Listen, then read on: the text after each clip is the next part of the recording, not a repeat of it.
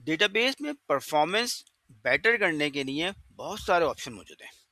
One of the best option to get the better performance in database, this is table partitioning. तो आज की इस video में मैं आपको एसक्यूएल सर्वर के अंदर टेबल पार्टीशनिंग कैसे करते हैं वो सब बताऊंगा। तो स्टार्ट करते हैं अपना सेशन। तो मेरे पास ये टेबल है कस्टमर अंडरस्कोर ट्रेड्स। तो आज मैं क्या करता हूँ, इस कस्टमर अंडरस्कोर ट्रेड्स के टेबल को कन्वर्ट करता हूँ पार्टीशन टेबल के अंदर। ये मेरा नॉन पार्टीशन टेबल है। ओके, इसमें तकरीबन मेरे हैं 2,13,900 रिकॉर्ड मौजूद हैं। इस टेबल को मैं कन्वर्ट करूँगा पार्टीशन टेबल के अंदर, मेरी इन एसक्यूएल सर्वर डेटाबेस के अंदर। ओके, तो हमारे पास स्टेप्स जो होंगे वो ये आ जाते हैं कि सबसे पहले हमने क्या करना है। स्टेप 1 के अंदर मेरे पास आ जाता है ये स्क्रिप्ट्स हैं स्टेप 1 की, ये मैं अपने पास यहाँ पे ले आता हूँ। और सबसे पहले हम करेंगे एक पार्टीशन फंक्शन क्रिएट करेंगे। जब पार्टीशन फंक्शन के अंदर हम क्या डिफाइन कर देंगे, जितने भी पार्टीशंस है ना वो डिफाइन कर देंगे कि मेरे पास जो जितने रेंज है पार्टीशन की रेंज, सारी रेंज डिफाइन कर दूंगा। ये मैंने क्या किया, 2029 दिसंबर 31 तक के पार्टीशन की रेंज मैंने डिफाइन कर दी। आप इसमें मैक्सिमम रेंज डिफाइन कर सकते हैं। मैंने 2029 तक की रेंज डिफाइन करी है। आप मजीद ऐड करना चाहें तो ऐड कर सकते हैं। ये तमाम स्क्रिप्ट मैं डिस्क्रिप्शन में इसका लिंक ऐड कर दूंगा, तो आपको डाउनलोड करना है तो आप डाउनलोड भी कर सकते हो। तो सबसे पहले हम क्या क्रिएट करेंगे, पार्टीशन फंक्शन। तो पार्टीशन फंक्शन हम क्रिएट कर लेते हैं। ये पार्टीशन फंक्शन मेरा क्रिएट हो गया सक्सेसफुल। अच्छा, इसके बाद मैं आता हूँ, इसके बाद मैं क्या क्रिएट करूंगा, पार्टीशन स्कीम क्रिएट करूंगा। ठीक हो गया, create partition scheme. Second step, first मैंने पार्टीशन फंक्शन क्रिएट किया, फिर पार्टीशन स्कीम क्रिएट कर दी। उसके बाद मेरा लास्ट स्टेप आता है, ये मेरा टेबल क्रिएट होगा। ओके, ये मेरा पार्टीशन टेबल होगा। और इस टेबल के साथ साथ मैं क्या कर रहा हूँ, इंडेक्सेस भी क्रिएट कर दूंगा। जो मेरे एग्जिस्टिंग टेबल के अंदर जो इंडेक्सेस हैं वो इंडेक्सेस भी क्रिएट कर दूंगा और टेबल भी क्रिएट कर दूंगा। तो ये मेरा एक न्यू एम्प्टी टेबल क्रिएट हो गया, मतलब नॉन, ये मेरा पार्टीशन टेबल क्रिएट हो गया। ठीक है, ये एम्प्टी पार्टीशन टेबल है। इसमें मैंने वो सारे इंडेक्सेस जो मेरे एग्जिस्टिंग टेबल के अंदर मौजूद थे मैंने वो भी क्रिएट कर दिए। ओके, और मैंने ये पार्टीशन का टेबल भी क्रिएट कर दिया। ये मेरा फर्स्ट स्टेप हो गया है। अब आता है मेरा सेकेंड स्टेप। उसको करने से पहले इसको वेरीफाई कर लेते हैं कि इसके पार्टीशंस आ गए हैं। तो ये एक स्क्रिप्ट है मेरे पास, इसके अंदर जाके मैं इसको वेरीफाई कर लेता हूँ कि मेरे सारे पार्टीशन बन गए हैं। ठीक है, देखें ये स्क्रिप्ट में दिखा देगा ये फंक्शन। देखें इंडेक्सेस मैंने दो बनाए थे, ये इंडेक्स से आप कंपेयर कर लें कि आपके एग्जिस्टिंग टेबल के अंदर जो इंडेक्सेस थे इस टेबल का जो आप नया बनाया है इसमें इंडेक्स टेबल में जो इंडेक्सेस हैं वो सेम होने चाहिए। ऐसा ना हो जब आप एक्टिविटी परफॉर्म कर दें, जब आप इसको मूवमेंट कर देंगे तो आपके कुछ इंडेक्स रह ना जाए, क्योंकि उस वक्त जब आप बाद में इंडेक्स बनाएंगे तो इंडेक्स बनाने में टाइम लगेगा। इसमें टोटल 217 पार्टीशन क्रिएट हुए हैं। ठीक है, हर पार्टीशन का यहाँ पर नंबर आ रहा है। इस वक्त किसी भी पार्टीशन में कोई रो मौजूद नहीं है, क्योंकि ये हमारा एम्प्टी टेबल है। ये मैंने यहाँ पे बाउंड्रीज भी देख सकते हैं कि यहाँ पे हमने जो बाउंड्रीज डिफाइन की थी रेंज, ये सारी रेंज आपको नजर आ जाएगी कि हमारे पास कहाँ तक के पार्टीशन क्रिएट किए हैं। मैंने 2029-12-31 तक के मैंने सारे पार्टीशन की रेंज तक का मैंने क्रिएट किए हैं इस नए टेबल के अंदर। अब हम आते हैं सेकेंड स्टेप्स के ऊपर।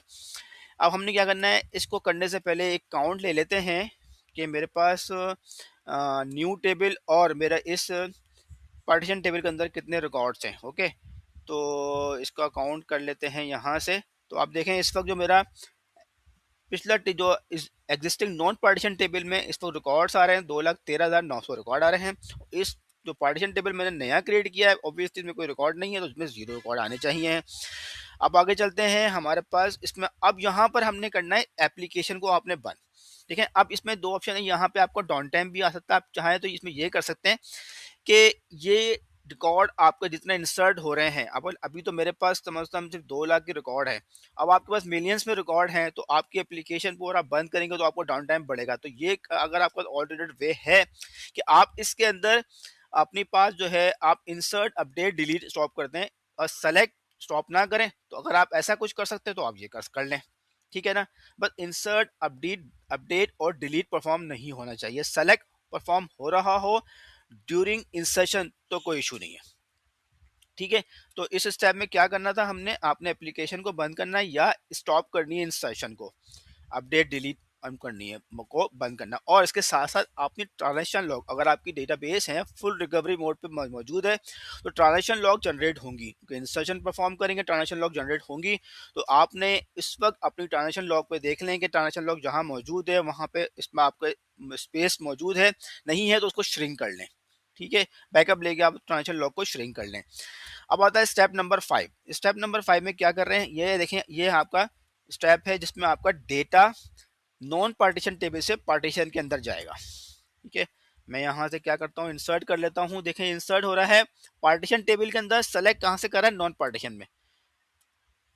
यहाँ पे इसको चलाने से पहले आपने इसके अंदर इंसर्ट अपडेट डिलीट जो है वो आपने बंद करनी है। ठीक है, इंसर्ट अपडेट डिलीट जो है बंद करनी है, सेलेक्ट आपका चलता रहे, कोई इशू नहीं है। ओके, देखें ये इंसर्शन कंप्लीट हो गई है इस टेबल के अंदर। ओके, मेरे पास छोटे रिकॉर्ड्स थे, वो आपके ऊपर डिपेंड करता है कि आपके कितने रिकॉर्ड्स आपके पास मौजूद हैं। अब आते हैं स्टेप नंबर 6। अब ये मेरा मेन स्टेप है। इस स्टेप के अंदर मुझे डाउन टाइम रिक्वायर्ड है। ठीक है, ये डाउन टाइम इसमें क्या होगा मैं आपको बता देता हूँ। देखें पहले मैं क्या कर रहा हूँ, इन दोनों टेबल के अंदर काउंट चेक कर रहा हूँ। देखें इन दोनों टेबल के अंदर काउंट मेरे पास इस वक्त बराबर आने चाहिए हैं। ठीक है, और इसके बाद हम क्या कर रहे हैं, इसमें कर रहे हैं रीनेम। जो एक्चुअल टेबल है उसको ओल्ड टेबल के अंदर रीनेम कर रहा हूँ, और जो पार्टीशन टेबल है उसको एक्चुअल टेबल के अंदर क्रिएट कर रहा हूँ। ये सिर्फ मेरा डाउन टाइम होगा, जो कि समझ लें मेरे 5 से 10 सेकेंड के अंदर ही मेरी स्क्रिप्ट चल जाएगी। दोनों को सेलेक्ट करें और ये एग्जीक्यूट करता है। देखें इसने दोनों टेबल को रीनेम कर दिया, और यहाँ पे मेरा एक्चुअल टेबल जो है कस्टमर ट्रेड बन गया है। ये समझ लें विद इन अ सेकंड आपकी स्क्रिप्ट चलेगी। ये है आपका डाउन टाइम है, इसमें आपने सेलेक्ट भी बंद करना पड़ेगी। ओके, तो सिर्फ सेकंड का डाउन टाइम होगा आपका, अदरवाइज इससे पहले जो है आपने सिर्फ सेलेक्ट को बंद करना है, सेलेक्ट को ओपन करना है, इंसर्ट अपडेट डिलीट को बंद करना है।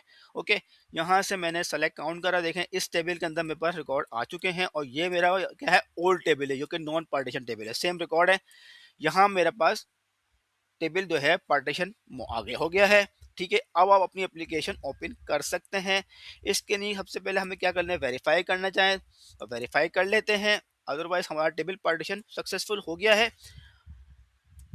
वेरीफाई के लिए हमने क्या करना है, वही सेम स्क्रिप्ट्स हैं जो उससे पहले हमने की थी। यहाँ पे चलाते हैं स्क्रिप्ट्स के अंदर। देखें ये सारे टेबल्स आपके आ रहे हैं, मतलब टेबल्स आ गया आपका, इसमें आपके इंडेक्स आ रहे हैं। देखें यहाँ पे इसके अंदर पार्टीशन आ रहे हैं। ठीक है, अब जो नई चीज़ इसके अंदर आप देखेंगे, इसमें देखें पार्टीशन नंबर 1 के अंदर देखेंगे, इसमें रोज पहले रोज 0 आ रही थी, अब सब में देखें रोज आ रही है। जहाँ जहाँ रिकॉर्ड आपका पार्टीशन के हिसाब से उसने उस पर्टिकुलर फील्ड में आपका डेटा ट्रांसफ़र कर दिया। तो आपने जो पार्टीशन की डिफाइन करी होगी, उस पार्टीशन की के अंदर आपका डेटा यहाँ के अंदर आ गया है। ठीक है, तो यहाँ से देखते हैं। अब देखें यहाँ मैंने, यहाँ देखें तो मेरा लास्ट रेंज क्या थी, 2029। अब क्या होता है, 2029 के बाद आपने न्यू पार्टीशन ऐड करना है, तो उसके लिए भी स्क्रिप्ट है। आपको नया पार्टीशन ऐड करना है, यहाँ पे एक ऐड न्यू पार्टीशन की स्क्रिप्ट होगी। आपने यहाँ से पार्टीशन जो भी नया बनाना है, अब नया पार्टीशन मैंने बनाना है 2030 का, तो मैं क्या करूँगा, यही सेम स्क्रिप्ट यहाँ पे एक नई विंडो ओपन कर लेते हैं, और यहाँ पे 2030 का ये देखें, 2030 1/31। ओके, ये स्क्रिप्ट एग्जीक्यूट कर दें तो ये एक और नया पार्टीशन क्रिएट हो गया। मैं इस स्क्रिप्ट को अपनी दोबारा चला लेता हूँ, और यहाँ से हम देख लेते हैं, ये देखें एक और नया पार्टीशन बन गया। ये आपके सामने स्क्रिप्ट में नज़र आ रहा होगा, देखें नया पार्टीशन भी बना दिया। तो इससे क्या हुआ, मैंने पार्टीशन भी क्रिएट किया, और अगर मैंने अपने पार्टीशन बनाने के बाद और एक नया पार्टीशन क्रिएट करना है तो मैं वो भी क्रिएट कर सकता हूँ। ठीक है, तो इस एक्टिविटी के अंदर मेरा डाउन टाइम जो होगा, आखिर में जो मैंने काम किया, जब मैं रीनेम करना था, वो कंप्लीट डाउन टाइम रिक्वायर्ड होगा। अदरवाइज इससे पहले आपने सिर्फ और सिर्फ सेलेक्ट ओपन कर देनी है, इंसर्ट अपडेट डिलीट जो है वो आपने स्टॉप करनी होगी। अच्छा, इसमें एक चीज़ मैं आपको और बता देता हूँ, हमने क्या किया था कि टेबल था हमारा, अगर हमें देखना है यहाँ से हमने, अगर मैं लेट्स सो मेरी डेटाबेसेस आ रही हैं यहाँ पे। ठीक है, जो मेरी डेटाबेसेस थी मैंने यहाँ से डेटाबेस चेक कर लेता हूँ। अब यहाँ पे मेरे सारे टेबल्स आ रहे हैं। ओके, ये मेरे टेबल्स हैं सारे के सारे। ठीक है, ये मेरा टेबल है, देखें कस्टमर ट्रेड। ठीक है, ये मेरा टेबल है जिसको मैंने पार्टीशन क्रिएट कर दिया है। ठीक है, तो यहाँ तक कि मेरी अपनी एक्टिविटी सक्सेसफुल कंप्लीट हो गई है।